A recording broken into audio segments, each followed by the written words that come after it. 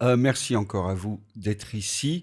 Ce qu'on se propose, comme tous les soirs, c'est de faire une espèce de rencontre, débat entre nous et puis dans une deuxième partie avec vous sur des thématiques qui touchent l'univers du podcast, du documentaire, de la création sonore en général. Et là, j'ai la chance de réunir trois personnes extrêmement différentes, mais toutes assez compétentes dans leur domaine. Le thème sera: peut-on parler sur la musique? J'étais super content du titre et je ne sais pas encore ce qu'il veut dire. On a 1 heure pour y réfléchir ensemble. Donc, peut-on parler sur la musique avec David Comeyas à ma Bonjour. gauche, qui est journaliste musical, spécialisé en groove, puisqu'il a travaillé dans le mensuel Vibration, et aussi producteur musical. Il a produit des artistes de world music. Il est auteur de nombreux podcasts sur Arte Radio, comme Les histoires de quartier d'Oxmo Puccino, mais aussi du podcast Beatmakers, avec Samuel Hirsch, Bonjour. donc co-auteur de Beatmaker, mais qui est aussi réalisateur sonore salarié à Arte Radio et musicien. Et enfin avec Dominique Petitgand, Bonsoir. qui est artiste sonore. Donc pas Arte Radio. Non. Enfin, tu as fait une œuvre, une pièce sur Arte Radio, Oui. en 20 ans. Mais c'est pas facile. Alors, la première remarque que j'ai à faire, c'est que nous, en radio et dans la création sonore en général, souvent les gens nous disent « Mais pourquoi vous passez pas de musique ?» Et on répond toujours la même phrase, on dit « Oui, mais les voix, les sons, c'est de la musique. » Mais on est quand même obligé de constater que ça se vend beaucoup moins que la musique. Donc j'aimerais savoir si vous trois, vous maintenez quand même cette fiction, ce mensonge qui est de dire les sons, les voix, c'est quand même de la musique. Samuel Hirsch. Oui, moi je maintiens, et puis ça se vend pas si mal, ça s'expose même au Palais de Tokyo, donc on peut dire que les voix et les sons ont une certaine réussite. Mais je crois à ce concept-là, une belle voix rythmée, ou une voix moche d'ailleurs rythmée, c'est toujours de la musique. David Comeyas. Ah oui, il y a toutes les chansons a cappella, c'est de la musique, tous les bruits et les. D'ailleurs, je sais pas si on aura le temps de le diffuser, mais j'ai calé un extrait où Chassol dit que ce soit le plus moche moteur parisien ou les plus jolis oiseaux des Antilles, il y a en soi la même promesse de musique. Donc, je sais pas s'il y a de la musique dans tous les bruits, mais en tout cas, il y a une promesse dans tous les bruits. Moi, j'ai toujours été embêté, avec cette question de définir ce qu'on fait. C'est toujours beaucoup plus simple de parler d'écoute et de son plutôt que de musique, parce que la musique, quand on parle de musique, souvent on est obligé de parler d'autre chose, de genre, de public, de discipline, de forme, de choses déjà éprouvées. Alors que quand on est dans le son, on se dit, on peut essayer d'inventer une nouvelle forme aussi on ne sait pas ce que c'est, on ne sait pas à quoi ça ressemble, mais c'est du son, voilà. Et comme dans la musique par ailleurs, il y a aussi une question d'enregistrement, de montage, de composition des sons les uns avec les autres. Et puis après, on fait écouter ça à des gens, donc c'est une forme de musique. Mais après, moi, je sais pas, oui. Longtemps, on m'a posé cette question, en fait, est-ce que c'est de la musique? Est-ce que c'est de la poésie sonore? Est-ce que c'est du théâtre, du cinéma sans image? Voilà, le son est un élément avec lequel on peut composer, inventer des formes. Voilà. Mais après, quand on parle peut-être la question, peut-on parler sur la musique? Peut-être pour essayer d'avancer un petit peu, c'est de se dire, peut-on parler sur la musique qui a du rythme ou de la mélodie, par exemple? Donc si une musique a du rythme et de la mélodie, peut-on parler dessus? Je trouve que la question est déjà un peu plus précise, parce que si on dit que tout est musique, tout son est musique, on se perd dans quelque chose. Par contre, les éléments de rythme ou les éléments musicaux tels que la mélodie ou les choses comme ça, les timbres des instruments, les choses comme ça, là on peut peut-être un peu plus développer ce qu'on pense ou ce qu'on peut faire. Je vous propose d'avancer du coup en entendant aussi ce que vous faites. Je voulais vous demander quelle est justement la dimension musicale dans votre pratique du sonore à chacun, qui est très différente. David, tu rencontres des musiciens à travers le monde, souvent des musiciens de musique du monde, beaucoup dans les Antilles, à La Réunion aussi. Et finalement, ton rôle, c'est de faire parler des musiciens sur la musique. Ouais, tout à fait. Moi, la question, évidemment, il y a cette petite taquinerie dans l'intitulé du jour. C'est est-ce qu'on peut parler sur la musique, c'est-à-dire par-dessus la musique dans un podcast et la musique devient secondaire, ou est-ce qu'on peut parler de la musique? Ça peut vouloir dire ça aussi. Donc moi, je l'ai évidemment pris plutôt. Je vais vous laisser avec Dominique la forme. Moi, je l'ai pris plus sur l'intitulé, le sujet du jour, et je pense qu'on a plus besoin que jamais de parler sur la musique, de lui donner du sens. Ce serait vraiment dommage. On est dans une période, là, on a passé cette année, je crois, la barre des psychologiques, des 100 000 morceaux uploadés tous les jours sur les plateformes. Et je crois qu'on a besoin de parler sur la musique parce qu'on a eu une perte de sens. On a une telle abondance et un tel accès à tout ce qui est culture qu'on a besoin de se le raconter, d'en parler entre nous, de partager nos expériences par rapport à ça. Surtout que les plateformes en question, voilà, ça fait, je crois, 1 an ou 2 seulement qu'il y a les crédits sur la plus grande plateforme de streaming. Du coup, ça donne accès à tout ça, mais ça ne raconte rien. En fait, c'est un robinet voilà, auquel moi je crois qu'on peut donner de la saveur en parlant. Voilà. On va écouter un extrait de ton travail, sur le son 1 de David Comeyas.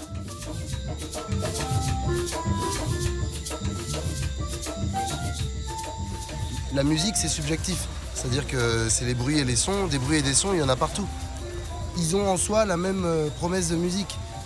N'importe où, quoi. Donc, que ce soit les moteurs parisiens, la nuit parisienne, où tu vas pas entendre un chat et tu vas entendre une voiture qui va arriver toutes les demi-heures. Ça va être super intéressant aussi.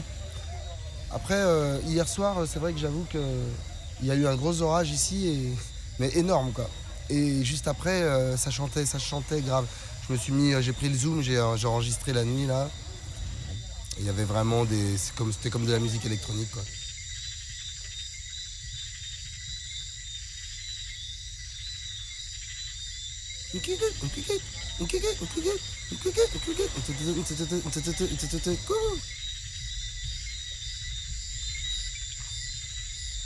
Que des motifs polyrythmiques qui s'entrecroisaient. Très bel extrait de Martinique Musique, donc on entendait le musicien Christophe Chassol. Ouais, c'est vrai que lui, il travaille en enregistrant les sons du monde, de la nature, mais aussi des voix, des accents créoles. Si on discute de peut-on parler sur la musique, évidemment, ça dépend qui, et enfin, je veux dire, ce qu'on a à en dire. Je pense que Chassol, dans le genre, moi, c'est un modèle, quoi. Enfin, ses chroniques sur Radio France, son émission de radio, Grande Contrôle, c'est une des personnes qui rend la musique tellement intéressante. Et là, encore dans cette petite extrait, la façon dont il interprète les choses, tout d'un coup, les grenouilles martiniquaises deviennent de la musique électronique en 2 phrases. Voilà, c'est un exemple. Et il se reconnecte en permanence à l'essence de cette musique. C'est ce qu'on disait tout à l'heure, les bruits, les sons. Je regardais hier un épisode de Grande Contrôle avec Angel Bad David. Et elle disait que aujourd'hui il y a tout cet engouement par rapport au vinyle, on est content que le vinyle revienne, que les ventes du vinyle ont doublé, qu'elle représente désormais presque 10% de la consommation de musique et tout. Du coup on a l'impression que c'est super par rapport au streaming qui nous paraît une pratique un peu moins noble, mais en fait on est encore vachement attaché à l'objet commercial. Et là, dans cet extrait, en fait, il se reconnecte, comme Chassol se reconnecte tout le temps en fait à l'essence de la musique, c'est-à-dire au début, ce que j'ai enregistré, je l'ai enregistré donc ça passe dans mes machines, mais c'est de la musique live que j'ai enregistré sur le trottoir. Et puis après, il y a les grenouilles. Et du coup, lui, il est toujours en train de se reconnecter justement à ce qu'on disait tout à l'heure, à cette promesse de musique, au bruit, au son. Et je pense que c'est important des gens qui savent en permanence nous donner ce recul. Voilà. Samuel Hirsch, toi tu es compositeur de musique et réalisateur pour Arte Radio, donc ton rôle c'est de rajouter de la musique sur des gens qui parlent. Déjà avant de te répondre, je voulais dire que j'étais hyper fier d'être avec Dominique et David parce que tous les deux ils m'ont inspiré à leur façon. David en écrivant des articles que j'ai lus plus jeune et qui m'ont donné envie vraiment de composer, de faire de la musique, et Dominique, quand je suis arrivé à Arte Radio, ce métier n'existait pas vraiment et je savais vraiment pas le faire, et tu m'as mis sur la piste de ce qu'il faisait. Et sa façon de suspendre les voix, de les monter, de les arrêter, et de pas avoir peur de la qualité sonore, de se dire que tout son, toute voix a une valeur, ça m'a beaucoup aidé.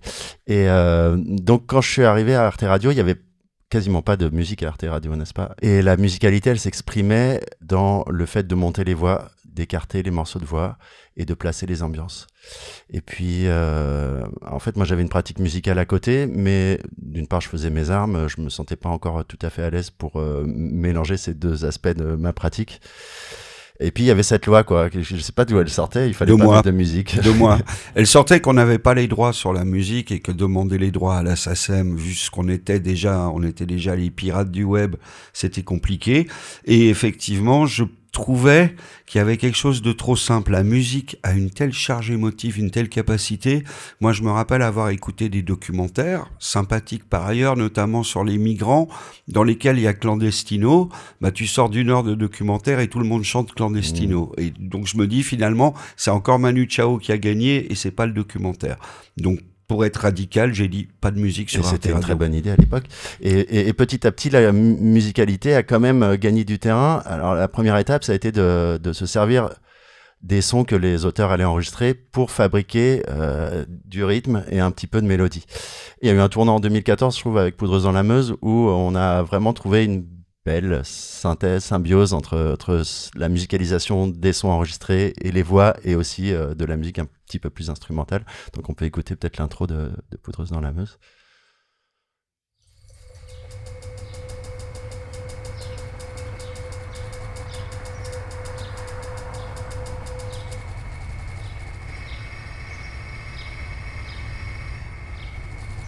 C'est l'horreur, la Meuse, c'est l'horreur. Vous ne croyez pas?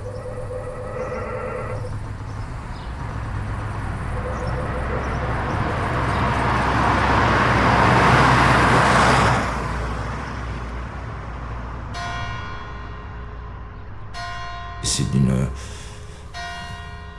noirceur, d'une épaisseur, d'une glauquerie, ça n'a pas d'âme. C'est mort. C'est le pire endroit au monde. J'espère pas y rester très longtemps.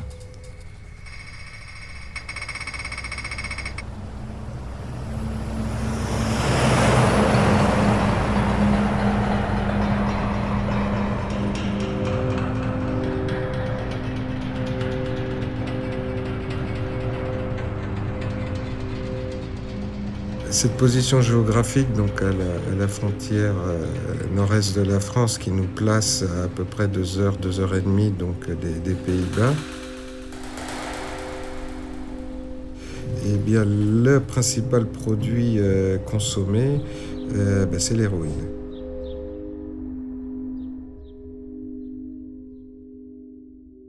Magnifique début, Poudreuse dans la Meuse, documentaire de Média Audix sur la consommation d'héroïne dans le département de la Meuse.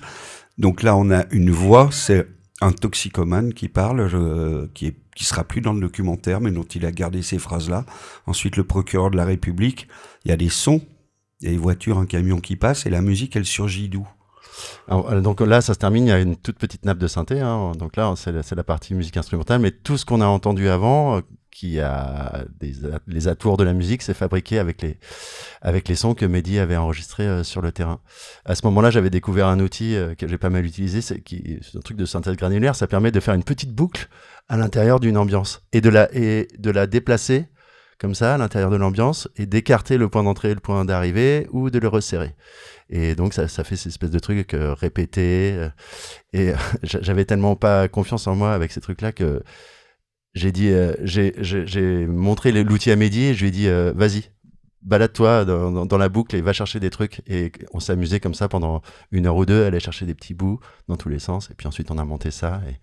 Et avec le génie de Mehdi, ça donne cette jolie intro. Donc c'est bien parce qu'en fait, ce qu'on essaye de dire depuis le début, là, on l'a compris en 2 minutes, c'est que la musique, elle naît du son. C'est le son réel enregistré, trituré, déformé. Ouais.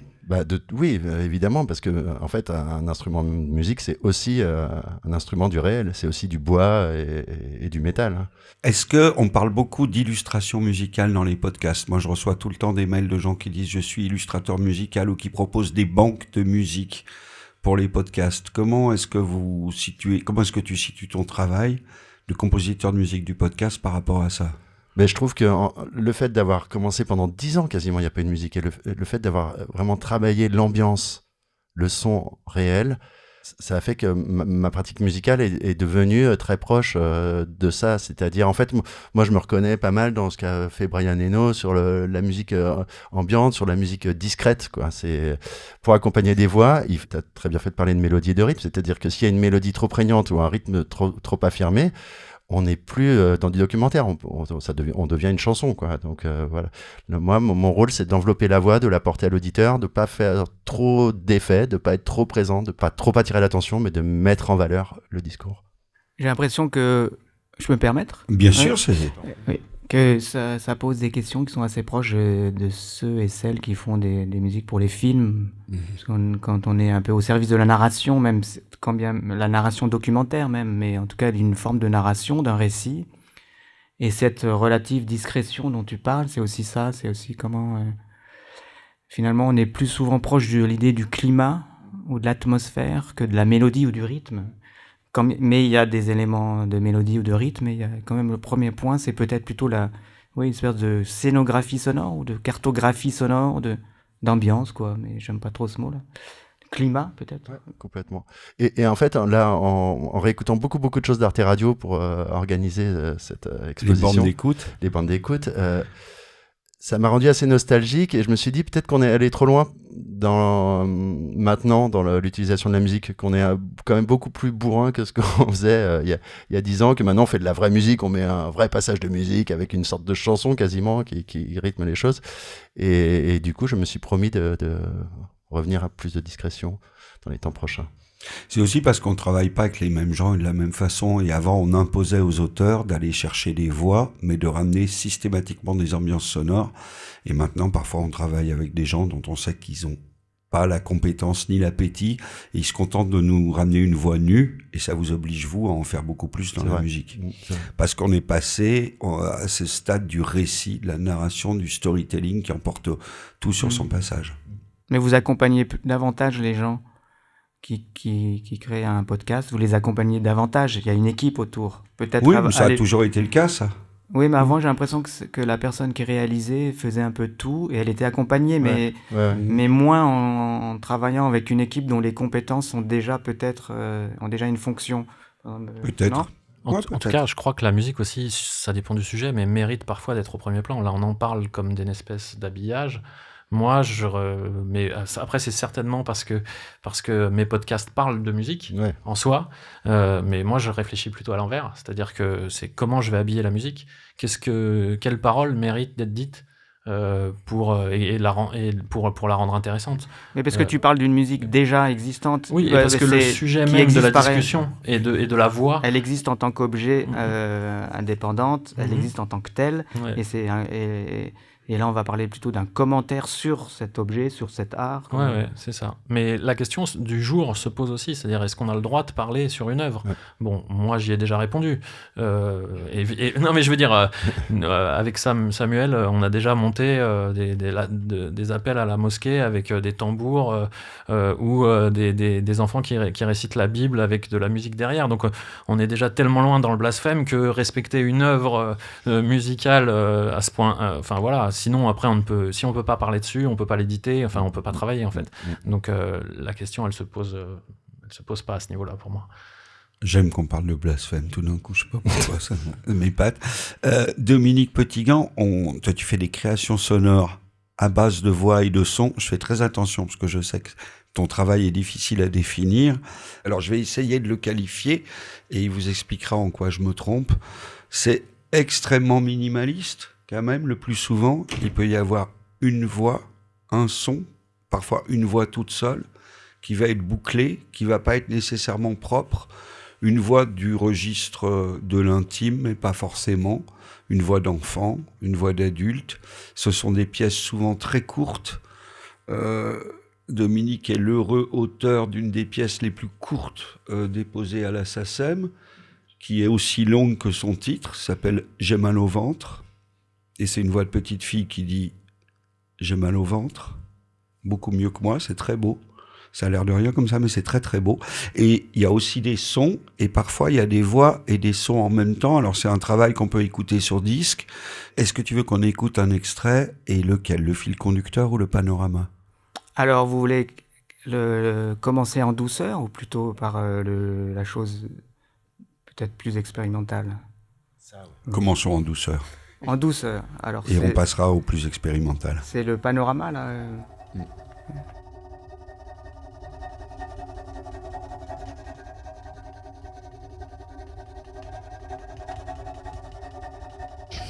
Il y a les nuages qui avancent.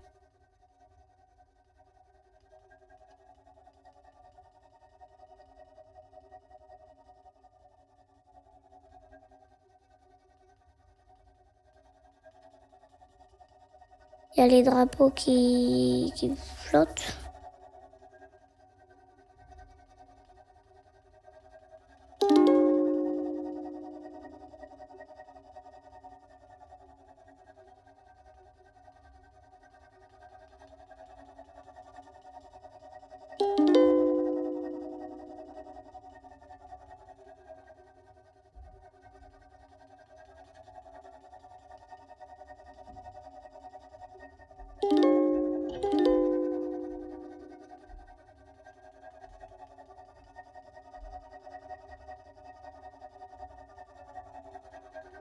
Il y a des gens qui se reposent.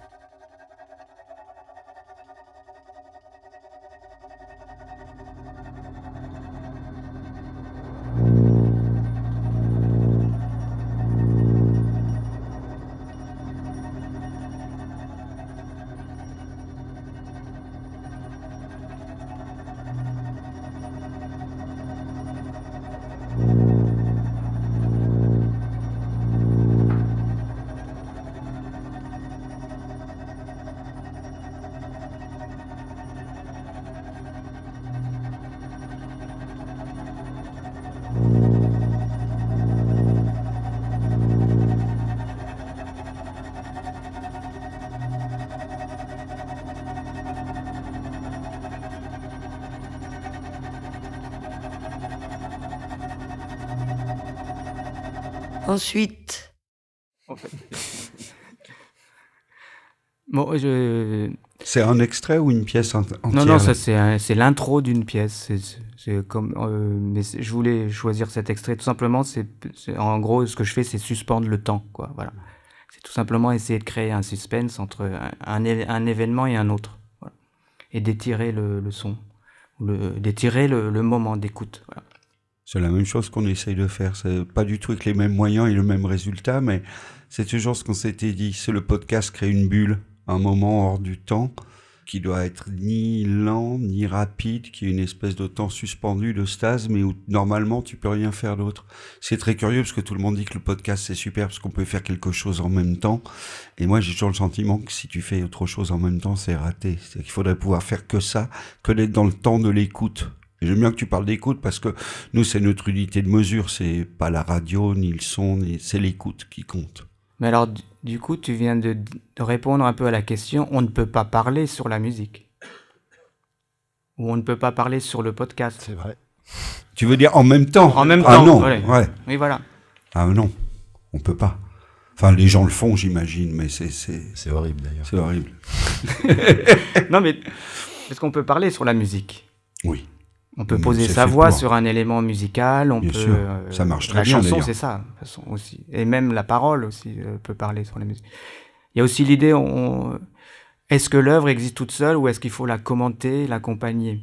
Mais on n'est pas obligé de répondre à la question. On peut se dire il y a plusieurs situations possibles. On peut avoir plusieurs temps. Un temps d'écoute, un temps de parole, un temps de partage, un temps d'extrait, un temps de... La musique se prête à tout ça aussi, je pense.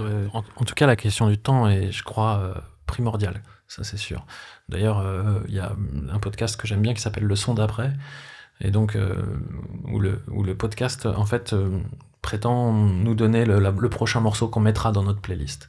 Et donc déjà, il y a vachement cette notion de temps.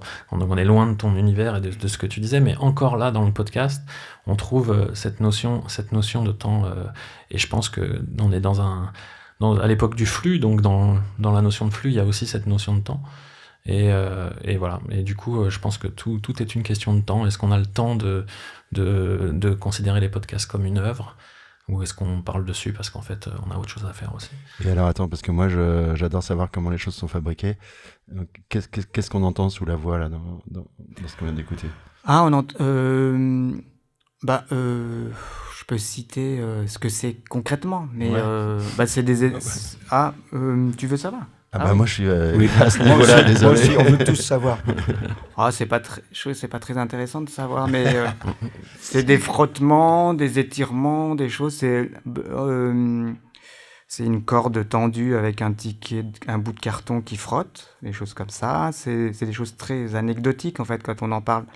Et ce qui C'est compte, c'est génial. l'effet produit, même d'agrandissement d'un détail. C'est ce qu'on trouve beaucoup dans la musique concrète par ailleurs, mais qui, pour, en fait, ouais, je sais pas. Qu'est-ce qu'on entend d'autre? Il y a du tuba, il y a quoi? Il y a une soufflerie, il y a un petit engin mécanique, par exemple un orgue électronique qu'on allume, mais j'enregistre juste le bruit que fait le transfo, des choses comme ça. Ça, c'est ce qui crée une sorte de continuité. De bourdon. comme ça, de bourdon, un peu. Le frottement, c'est ce qui crée la tente, un peu, un peu en jouant sur un fil tendu. Mais tu le joues quand même, c'est-à-dire que tu n'es pas allé piocher des sons. Non, ça, c'est des sons que je fais moi. Oui, c'est Ouais. vraiment à partir d'objets simples que je recueille autour de moi. T'aurais pu et les puis- voler. Non, mais tu vois, tu aurais Oui, pu mais les où? prendre quelque part, les déformer, les passer dans des plugins pour qu'ils soient pas reconnaissables. Non, je trouve que c'est bien de... Bon, en fait, on constitue sa matière comme on constitue une sorte d'identité aussi, un peu de son vocabulaire, en gros. Et c'est plus intéressant que d'aller prendre des choses. Mais après, non, mais parce que... Et là, ce sont des séquences où tu la joues longtemps et tu t'enregistres, ou tu en joues 3 et après tu boucles. Alors, ça s'est fait de plein de façons différentes, mais c'est vrai que... en fait, c'est intéressant parce que je parle tout le temps des voix et on me pose toujours souvent des questions sur les voix, mais moins sur ces trucs-là. Et c'est des matières que je fais sans savoir ce que je vais en faire par la suite. Voilà, je cherche des choses qui vont pouvoir avoir un élément musical à partir d'un objet simple. Donc tu te fais une journée matière, par exemple, tu commences le matin, tu dis je vais faire de la matière là aujourd'hui.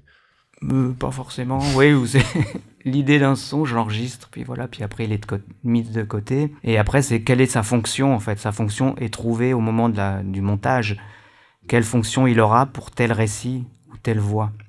Pendant longtemps, ce que je disais tout à l'heure, c'est quand la musique, on fait place plutôt au silence dans mes pièces, même si j'en fais encore un peu, c'est que les musiques que j'ai faites ou qui accompagnent les voix sont déjà je nomme pas ça musique, moi j'appelle ça plutôt des atmosphères musicales ou des éléments musicaux. Parce qu'il n'y a pas la notion de composition. La composition, c'est plutôt le récit et le montage, mais c'est pas dans le jeu musical. Il n'y a pas cette notion de composition chez moi. Et c'est souvent des choses qui sont horizontales, linéaires, plates et sans évolution, en gros, souvent. C'est Pierre Boulez, quand il parlait de Eric Satie, qu'il détestait, il disait c'est la musique plate. En fait, alors qu'il a, à la différence de, par exemple, la musique romantique qui est accidentée et qui joue sur les émotions, comme ça. Là, c'est au contraire la platitude, mais dans mon cas, la platitude, elle est là parce que c'est un peu pour rejoindre, tu parlais de Brian Eno, peut-être, un peu l'idée d'ambient musique, quoi. C'est aussi le papier peint, ou au contraire, créer les éléments d'un décor, quoi. Ou plutôt, décor, c'est pas très heureux comme nom, mais ou d'un espace.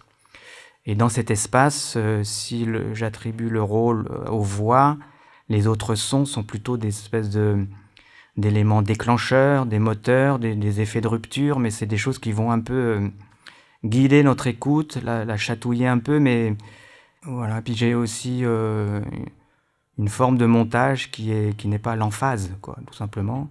Donc la platitude, elle est aussi volontairement accentuée pour aussi créer l'émotion plutôt dans la tête des gens qui écoutent, quoi. Voilà. Ça donne envie d'écouter un autre extrait du travail de Dominique Petitgan. Alors pas trop fort, parce que en fait, comme je mets toujours les voix au maximum, c'est les voix qui donnent le maximum. Bof.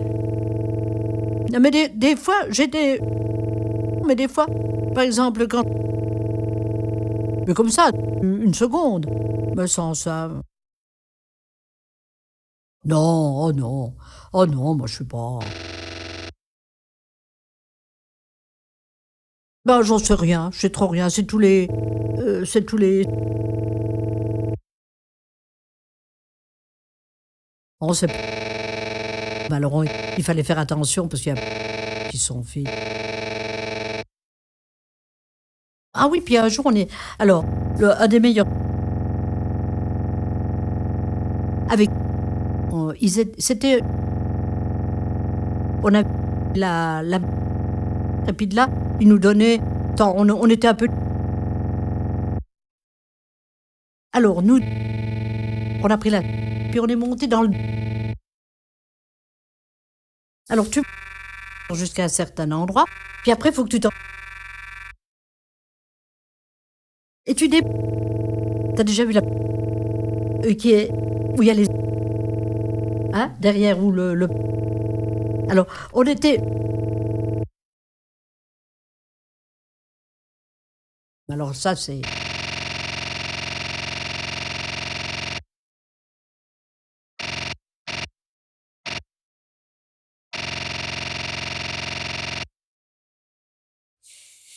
Ouais, hein, voilà. T'as voulu. Mais ça, c'est une pièce plus récente. Mais j'en parle un peu ou pas? Oui, Ouais, bien vous sûr. voulez? Avec Jean. Ben, la musique et la voix, ben là, et en fait, on a la musique et la voix, mais la musique n'est pas sous la voix ou n'accompagne pas la voix. En gros, c'est la musique qui censure la voix. Ou plutôt, elle censure le sens, ou même pas le sens, plutôt la signification de certains mots. Et j'ai pris ce principe, c'est que chaque fois que cette personne disait quelque chose d'important, je le gommais. Et ce que je fais beaucoup dans mes pièces, c'est que le silence, souvent, donc tu parlais de soustraction, c'est que le silence, j'enlève. Et là, plutôt que d'enlever, Tu barres. je barre. Voilà, Ouais. j'ai rayé un Ok. peu. Et donc chaque fois que donc c'est un verbe, un objet, un complément, un élément de narration qui permet de situer ce qu'on raconte, de contextualiser, de savoir de quoi elle parle.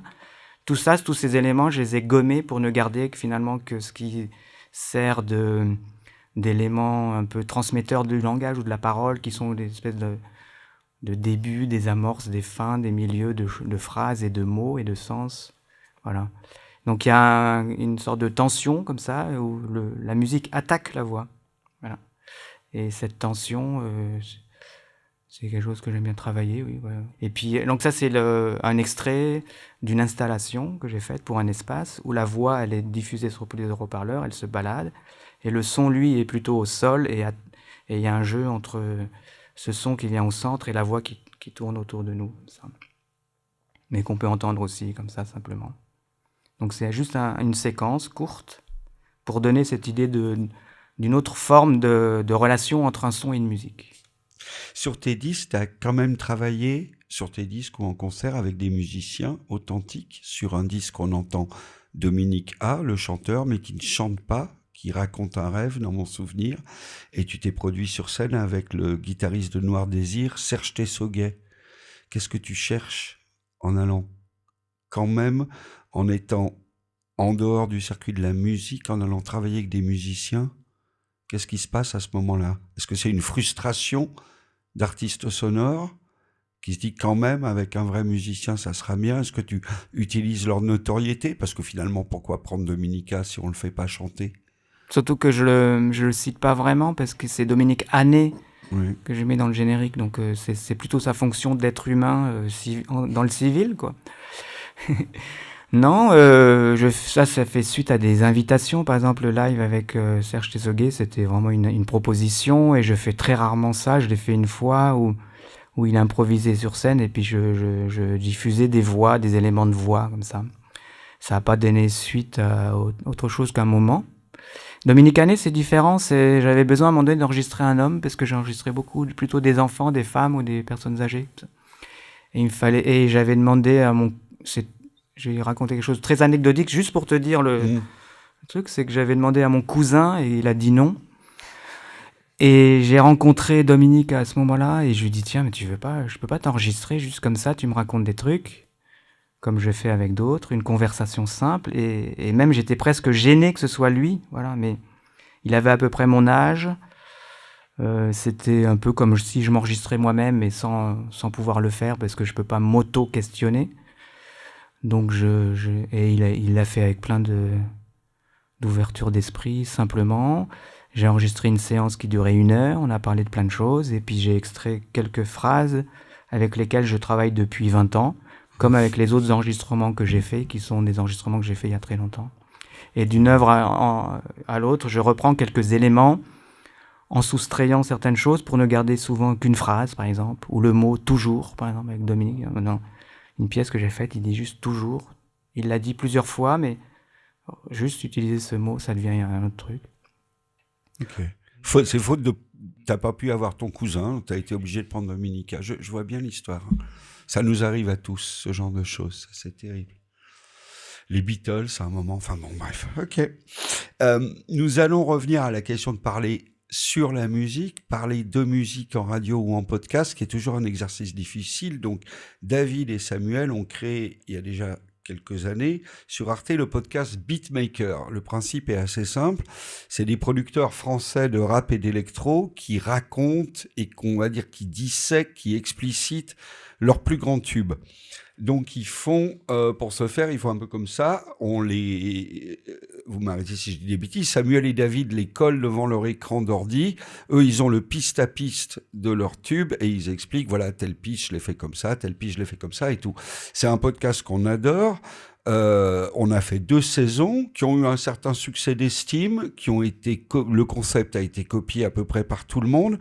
Mais c'est pas, on va pas se mentir, c'est pas un énorme succès public. C'est pourquoi on va faire une 3e saison, parce qu'on aime bien persister quand les choses marchent pas. Il y a pas de raison. Mais à chaque fois, je me dis, c'est le genre de truc qui cartonne sur YouTube. Les gens qui décryptent la musique, qui vous expliquent comment est fait un morceau, un tube, il y a des dizaines de YouTubeurs qui font ça cartonne. Pourquoi en podcast? Qu'est-ce qui fonctionne pas? On peut en écouter un extrait si vous voulez d'abord. On écoute un extrait de Beatmaker, c'est l'extrait avec Animal Son, oui.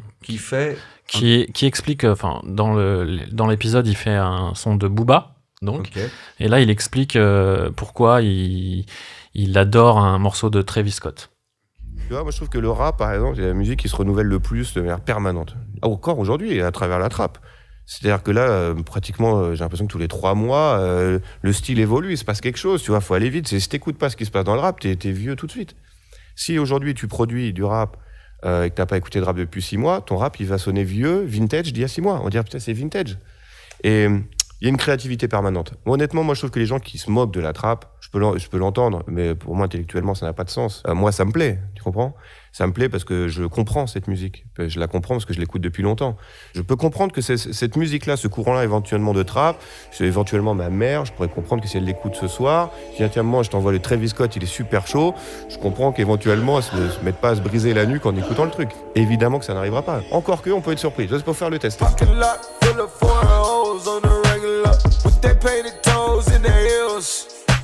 Let's go find a place that's far from here. For real. For real. Nights like this, I wish I could do the impossible. I wish I could do the impossible. La proposition artistique, elle est forte. Tu sais, alors pour beaucoup, les gens disent c'est minimaliste, machin, mais c'est super dur de faire avec peu de choses. Il y a peu d'éléments, mais ils sont tellement bien choisis. Alors, je trouve déjà le thème est très beau, voilà, mais en soi l'arrangement quand on a été fait, c'est-à-dire tu vois l'effet qui est mis sur la phrase du début, tu vois ce qui est joué au début, l'arrangement rythmique, la basse, les voix, les effets de voix, ça innove, tu vois, il y a de l'innovation permanente. Je trouve ça intelligent, je trouve ça élégant, c'est super pointu. Bon, après c'est la sensibilité, la musique est une affaire de sensibilité, c'est ça d'abord. Voilà. Et je pense que j'aurais aimé faire ce titre, ouais, bien sûr. Je pense que la mondialisation s'exprime comme jamais à travers la trap music, dans une certaine mesure, à travers cette forme d'uniformisation. Ce qui n'empêche pas la création et la créativité, tu vois. Reste toujours chez chacun la liberté et la possibilité de créer. Et c'est bien ça le propos, parce qu'on est quand même en train de parler d'art, de créativité. Et alors, bon, c'est les méthodes qui changent, c'est tout. Tu disait ça va nous changer, mais non, il parlait de Dominique Cotillon. Ouais, c'est vrai.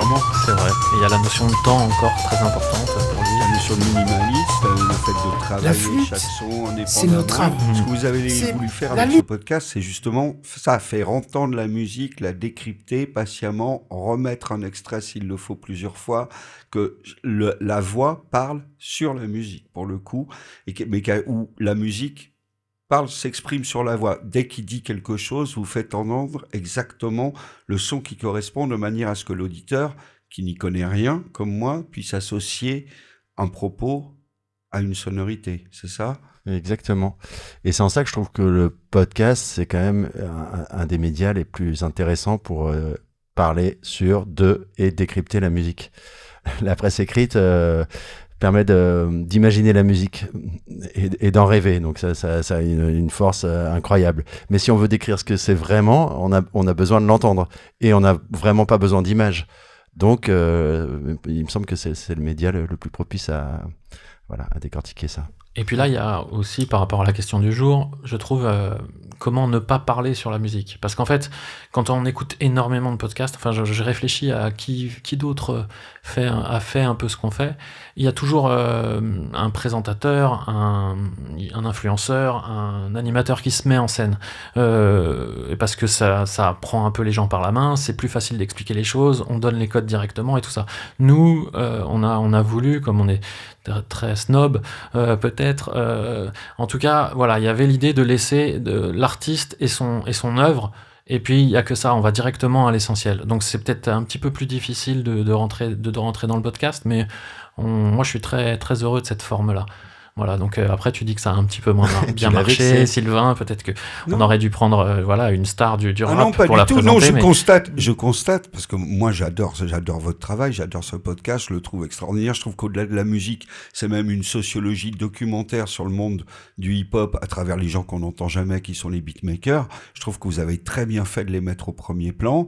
En plus, ce sont des gens qui ont un discours extrêmement passionnant, qui ont une histoire passionnante et très différent des rappeurs et de la manière dont les rappeurs, à cause de leur notoriété, des réseaux, sont obligés de se mettre en scène. Là, on a une parole qui me paraît beaucoup plus fraîche, parce que Animal Son, personne ne le reconnaît dans la rue, enfin, je pense pas, donc du coup, c'est cool.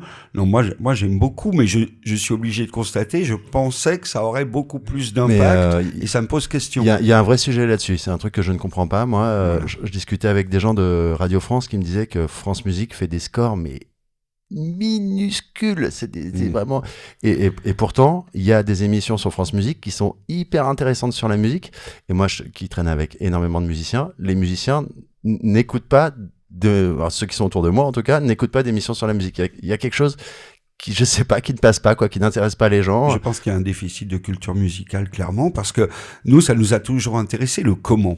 Et en fait, tout le monde préfère entendre la énième interview de Booba ou d'Orelsan qui dit à peu près la même chose tout le temps, que d'entendre le gars qui fabrique le tube derrière, qui est parfois 1000 fois plus intéressant, et surtout de savoir comment c'est fait. Enfin, pour moi, c'est un appel à la créativité. C'est-à-dire, c'est souvent des garçons qui ont démarré avec rien, avec des bouts de ficelle, avec très peu d'influence, souvent les mêmes, Kraftwerk, La Soul, etc., et qui arrivent à faire des merveilles avec justement ce minimalisme dont tu parlais. Enfin, c'est des trésors d'ingéniosité pour faire un tube mondial à partir de...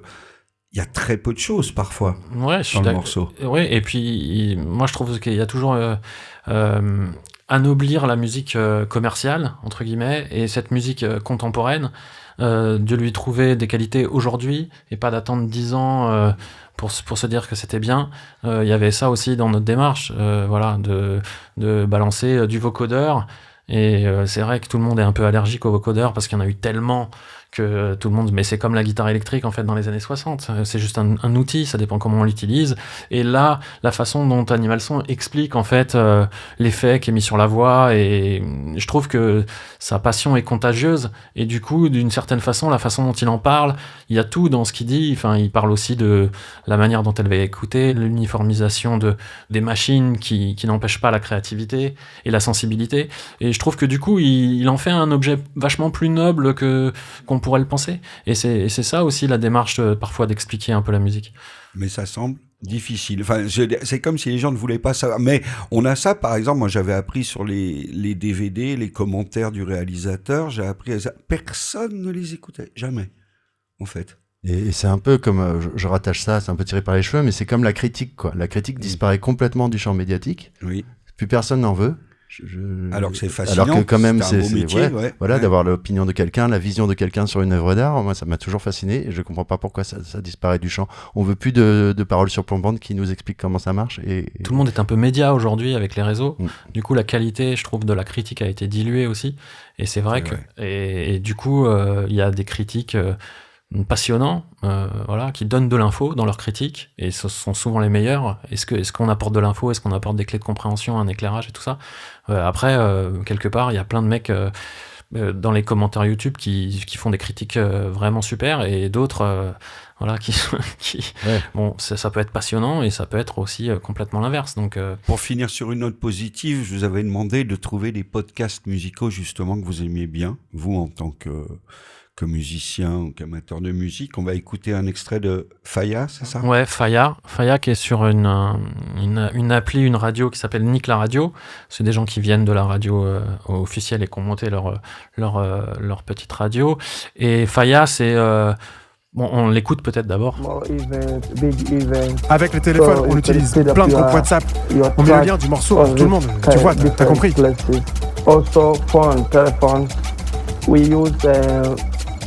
Mais tu peux aussi aller dans les stations et les arrêts de Boda Boda pour qu'ils jouent ta chanson. Pareil pour les bus publics. And also you can go different Boda Boda sessions, Boda Boda stops, so they play your song on their Boda Boda and backyard and public bus. Et c'est quoi les Boda Boda ? Alors les Boda Boda, c'est les taxi-motos que l'on retrouve en Tanzanie, mais aussi au Kenya. Et donc, t'as capté, les gars, ils s'arrangent pour que les pilotes de Boda Boda, ils jouent leurs chansons sur les motos ou bien dans les stations de Boda Boda.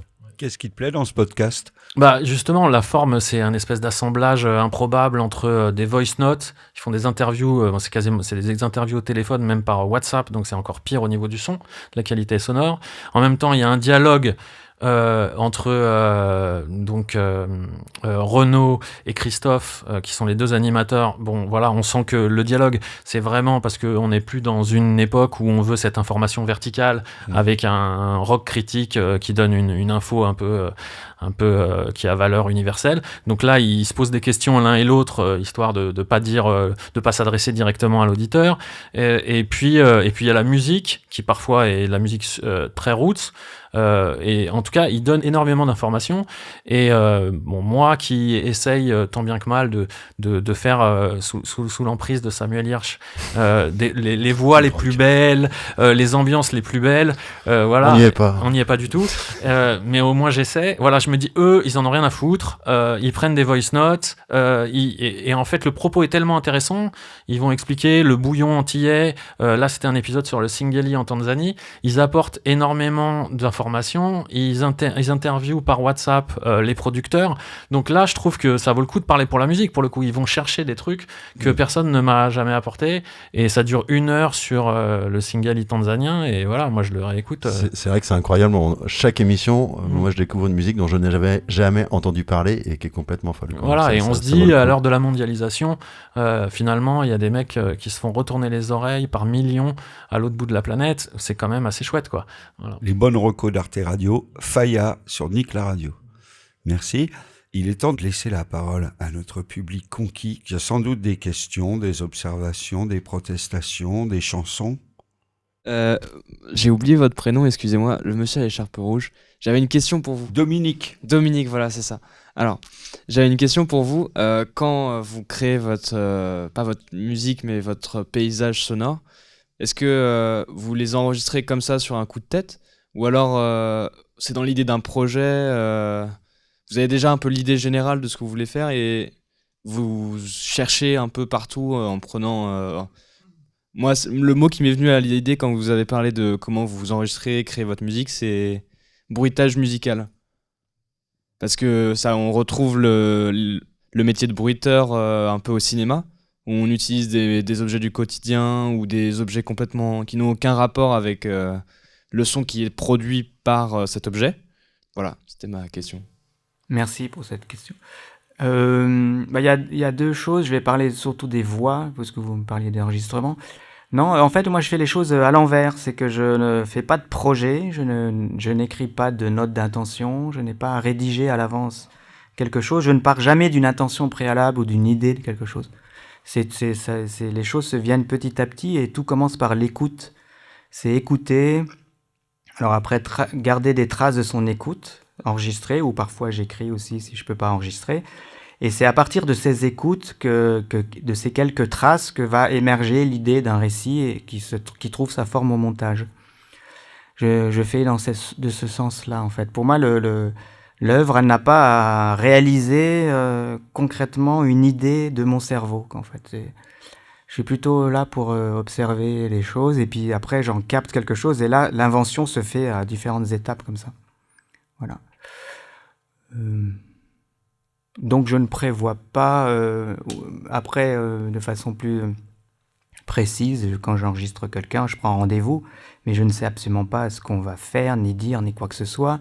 Et en plus, ce que j'enregistre, souvent, je le mets de côté et je le réécoute bien plus tard, parce que souvent, sur le moment, je me dis, tiens, mais en fait, il s'est passé quelque chose, je ne sais pas ce qui s'est passé. Et c'est les multiples écoutes, mais je pense que tout le monde est pareil, en fait. C'est les multiples écoutes à l'aveugle, un peu isolées, séparées de cet événement, de ce moment. On oublie un peu le moment qui s'est passé. Et là, on écoute du son, quoi. On écoute une voix, un bruit, un son, et qu'est-ce que ça raconte? Et donc, c'est en écoutant, réécoutant quelque chose qu'une idée vient. Souvent, dans le podcast, on commence par monter les voix, puis on s'occupe de faire naître le monde sonore autour. Est-ce que c'est la façon dont tu fais aussi, ou est-ce que ça se fait en même temps? Est-ce que le travail de la matière et de la voix se fait au même moment? Ça dépend vraiment des pièces. Il y a des fois, ce qui conduit, c'est le récit, la voix, le mot. Et parfois, au contraire, c'est... Par exemple, la pièce avec la voix, la musique qui attaque la voix. J'ai fait, à la différence d'autres fois, c'est que j'ai pris l'enregistrement quasiment tel quel, du début à la fin, et je l'ai attaqué. Un peu comme presque avec une perceuse, j'aurais attaqué un bout de bois. Et donc, et après, ça a trouvé sa forme comme ça. Puis après, une autre écoute, de multiples écoutes, j'ai sélectionné les séquences qui me semblaient les plus intéressantes. Mais après, là, en plus, là, c'est quelque chose qui n'est pas narratif, donc j'ai pas cette idée un peu de conduire un récit avec A, B, C, D, E, F, quoi. Je peux mettre les lettres dans tous les sens. Donc après, c'est plutôt genre comment à l'écoute, un moment peut en succéder à un autre. Voilà. Mais ouais, j'insiste toujours, les oreilles qui guident les choses, davantage que les idées, pour moi, c'est pendant et après, mais c'est jamais avant. Quoi. Est-ce qu'il y a des émissions musicales qui vous ont particulièrement ouvert les oreilles, des émissions radiophoniques qui auraient changé votre rapport à la musique?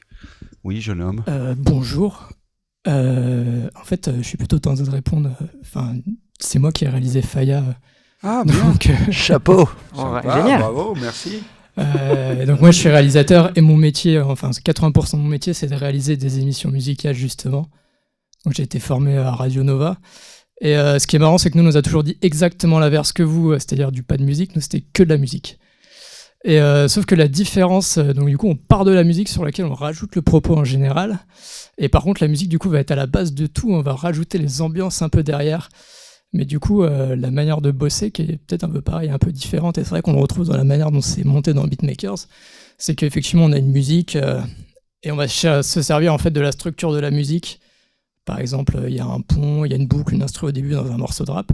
Pour la boucler, en fait, tout le jeu, ça va être dans la manière dont on le fait. Après, on bosse en radio FM. Et en radio FM, la logique est un peu différente en podcast. Mais aussi, c'est le cas, Faya, c'est un podcast, mais on le monte comme de la radio FM, il faut dire ce qui est. Et le but, justement, ça va être de créer... de torturer la musique, en fait, de la redécouper pour que on ait l'impression que ce soit magique et que tout d'un coup, c'est le cas pour le Singeli... sur ce podcast en particulier où vous faites tous les Faya, c'est-à-dire qu'il y a une boucle, il parle sur l'instru, et puis dès que l'instru est terminé, comme par magie, bam, il y a le refrain qui part, et c'est des choses comme ça. Et en fait, tout le cœur de métier est pour moi de comment justement bien parler sur la musique, et vraiment je dis bravo pour Beatmakers, parce que j'ai adoré ce podcast, et la réalisation, et le propos, j'ai appris plein de choses, justement, cette manière de dire, c'est que faut torturer la musique, presque la dompter en fait, pour que le propos, c'est comme si le propos était dans la musique. Et en termes de réalisation, parler sur la musique, pour moi, j'ai l'impression que justement la quintessence de ça, ce serait de faire comme si le morceau avait été fait pour qu'on laisse un espace pour qu'on puisse parler dessus. Et ça, c'est artificiel. Mais pour moi, de tout ce que j'entends là, c'est vraiment, pour moi, ce serait ça la quintessence justement du parler sur la musique dans le podcast, quoi. Je te remercie, parce que moi, ce que je préfère au monde dans la radio FM, c'est le fait de... Je me rappelle d'une émission de France Culture sur Bachung, et donc il joue Bijou Bijou en live, et t'as cette intro, et en fait elle était en boucle, parce qu'à l'époque je comprenais pas, donc c'était très longtemps, t'avais que la musique, et il y avait la voix de quelqu'un qui parlait de Bachung, et au moment où la personne s'arrête de parler, et là t'as la voix de Bachung qui rentre et qui fait Bijou Bijou. Et ce que je préfère au monde, c'est les animateurs de FM qui calent leur voix sur l'instru de départ, et qui s'arrêtent au moment... Peut-être que c'est ça, en fait, dont on voulait parler ce soir. Mais là, il y a un moment, on est d'accord, c'est ce moment-là qui est magique. C'est ce que tu fais tourner la boucle. Et... C'est comme un DJ set, en fait, quand le break il part et boum, c'est génial, quoi. Mais par exemple, pour le Singeli, on a une problématique, c'est que c'est une musique qui tourne entre 180 et 280 BPM. Je vous invite à écouter ça, c'est complètement saturé, c'est extrêmement violent comme musique. Et après, il raconte pourquoi c'est violent, justement. Mais par exemple, la problématique, c'était, est-ce que je mets 40 minutes de podcast avec 40 minutes de Singeli ? Au bout de 12 minutes, le podcast était inécoutable et on a tout traché, on a refait notre version. Et ça va être aussi le truc, c'est dire, est-ce qu'on met que de la musique ? En fait, non, ce qui est hyper important, c'est de mettre de la musique, mettre le bon blanc au bon moment qui va faire que la musique va repartir derrière et que là, on va ressentir l'adrénaline, en fait, comme quand un bon morceau part, quoi. On est d'accord. Ouais, c'est une question de densité aussi, quand les choses sont plus ou moins denses. Comment mettre la voix au moment où il y a des vides, des pleins, des choses comme ça. C'est pour ça que Beatmakers, c'était hyper agréable à faire, parce qu'on avait les pistes séparées. Et donc, on avait la main sur ça. Et donc, si on voulait un moment calme, on pouvait prendre juste le synthé hyper cool qu'on mettait derrière, ou juste la basse, qui est dans les fréquences graves et qui donc laisse de la place à la voix pour envoyer toute la machine derrière, quoi. Ce qui est plus difficile pour vous, j'imagine, parce que vous recevez vous avez les masters de musique, quoi, et pas les... Ouais, ou des fois un MP3 128 chopé sur YouTube. Ça. Parce que ça vient de l'autre bout du monde, mais ouais, c'est la problématique, quoi. Mais d'une certaine manière, si on utilise des voice notes aussi, c'est parce que tout le monde dans ses musiques discute comme ça, que la musique est comme ça. Et si c'était une voix clean avec une musique clean, d'une certaine manière, ce serait un peu dénaturer la musique, parce que cette musique, elle est pas clean. Donc, faut que le son il soit dégueulasse aussi derrière, faut que le montage soit dégueulasse. À ce niveau-là, Ouais, ça c'est aussi une belle explication après coup, parce que sinon je pense qu'il y aurait un budget de billets d'avion pour aller découvrir toutes ces musiques à chaque bout du monde qui serait assez incroyable. Je rêverais de ça, mais après, faut faire avec les moyens du bord, quoi. D'autres observations, d'autres réalisateurs, d'autres musiciens anonymes dans la salle, oui. Juste derrière, merci Sarah. Bonsoir. À propos de beatmakers, je voulais savoir s'il y avait des beatmakers et s'il n'y en avait pas, ou si vous en connaissiez pas, si vous pouviez en trouver pour la saison 3. Alors, il y a quand même quelques filles, hein, oui, dans les 2 premières alors saisons. il y a quelques filles, et c'est une grande question. Et alors, on a aussi produit à Arte Radio un épisode spécial qui s'appelle Beatmakers, avec plusieurs beatmakers. 4 beatmakers super fortes. Ouais. Et c'est un épisode à part, en effet, qui existe. Et c'est toujours très étrange, cette question. Je vous parlais très sincèrement, ce truc de parité est chelou. Le réel est le réel. Enfin, les conditions socio-économiques et culturelles font que... Enfin, tu vas pas inventer faisait. ou... Je pense que ça, c'est vraiment en train de changer. Mais il y a aussi des gens qui veulent pas parler. Il y a aussi des autrices et des musiciennes qui ne veulent pas parler. Donc, des fois, on se retrouve... On a le même souci, des fois, sur Bookmaker, alors qu'on sait qu'il y a plus d'écrivaines qui publient. On est plus intéressé en général par des écrivaines, mais il y en a qui veulent pas venir. Et sur le beatmaking, ça commence à changer, mais c'est pas évident. Ouais. C'est à partir du moment où Chloé ou Miss Kitty t'a dit non... Chloé nous avait dit oui. D'ailleurs, il y a un épisode sur Chloé. Ah bah voilà. Mais il y en a qui ont dit non. Oui, il y en a qui ont dit non. Et puis, en effet, comme tu dis, le réel est le réel. C'est-à-dire qu'à un moment, nous, on a aussi voulu faire modestement, une photographie de la musique moderne aussi, à travers la série, où d'ailleurs, on a essayé d'aller un peu dans plusieurs genres différents. Et quand on va interviewer une femme, on a envie d'y aller l'interviewer parce qu'on trouve qu'elle a du talent et que c'est... Enfin, clairement, c'est une discussion qu'on a eue avec Chloé, où elle nous a dit, d'ailleurs, j'espère que vous n'êtes pas là parce que je suis une femme. Et nous, on était là parce qu'on aime sa musique et qu'on avait toutes les bonnes raisons d'être là. Ensuite, voilà, on essaye de faire des musiques un peu populaires. Du coup, dans les musiques populaires, par exemple dans le rap, à un certain niveau de notoriété et de réussite d'un morceau, moi je trouve pas de beatmakeuse. Donc je veux bien aller chercher quelqu'un de moins connu, mais ce sera pas pour les bonnes raisons. Donc c'est un peu gênant, j'avoue, parce que les séries sont très déséquilibrées. Et même nous, ça, c'est dommage. Et à la fois, on fait avec le réel, quoi. Voilà. Par contre, je vous conseille le documentaire qui s'appelle Beatmakers, qui est fait par Miyama et qui est vraiment formidable parce que les 4 filles, les parcours des 4 filles sont très très différents. Mais effectivement, elles n'ont pas la même notoriété que Animal Son ou Danny Santé. Par contre, leurs parcours sont formidables et leur musique est formidable. Je comprends, mais après, la vocation pourrait être de justement développer des envies chez les femmes de rejoindre ce style musical. On est d'accord, c'est pour ça qu'on a fait Beatmakers. On a fait Beatmakers parce que Miyama nous a interpellés comme vous le faites.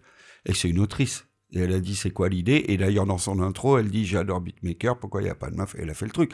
Maintenant voilà, David a raison. À ce niveau-là de notoriété et de succès, il y a très peu de femmes. Mais c'est intéressant parce que maintenant quand on lit les interviews, effectivement les femmes, c'est quand j'ai vu, mais c'est valable pour les sportives aussi. Tant que t'en vois pas, t'as pas envie. Moins t'en vois, moins t'as envie de le faire. Il n'y a que quand tu vois des gens en position de pouvoir, de notoriété, que ça te donne la force et le courage d'y aller. Donc vous avez raison, il faut les exposer. Une question au fond. Oui, bonsoir. C'est juste pour proposer une beatmakeuse assez connue et qui monte notamment avec ce qu'on appelle la new wave dans le rap. Je ne sais pas si ça a été proposé dans le podcast, mais c'est Meelb, M-E-E-L-B, qui a produit un EP avec Irko notamment, ou avec Lafèvre, Rally. Et vous pouvez aller regarder ça, c'est M-E-E-L-B. Avec et elle est très très cotée, notamment chez les hommes rappeurs. Super, merci beaucoup. C'est un enfer de salubrité publique, t'as vu ? On va se quitter là-dessus. Merci énormément à vous trois, Samuel, Dominique, David. Merci Arnaud pour la réalisation, Sahar pour l'organisation, Stella pour tout. Chloé Assous-Plugnan qui est enfin parmi nous. C'est juste pour dire que depuis le tournant musical un peu d'Arte Radio, on reçoit beaucoup de messages qui nous demandent les musiques d'Arnaud et Samuel. Il y en avait un qui était très drôle parce que c'était quelqu'un je crois que c'était sur Poudreuse dans la Meuse, et il nous disait j'écoute le son, je me remets sur le timecode à chaque fois du moment que je veux écouter, j'adore ce moment, et puis à un moment il y a un mec qui parle et là tout d'un coup il y a un podcast parce que du coup moi c'est vraiment pénible, c'est vrai. En fait, c'est sympa parce que c'est inchazamable, quoi. Et donc, il essayait de tout trouver le monde, qui... tous les commentaires YouTube demandent c'est qui la musique à 2.36. Et lui, il aime juste ce petit moment suspendu. Et donc, du coup, vous pouvez nous envoyer des messages comme ça parce que Samuel et Arnaud envoient leurs morceaux. Exactement, on envoie un MP3 si on a des demandes. On n'est pas chiens. Merci beaucoup à toutes et à tous. À bientôt.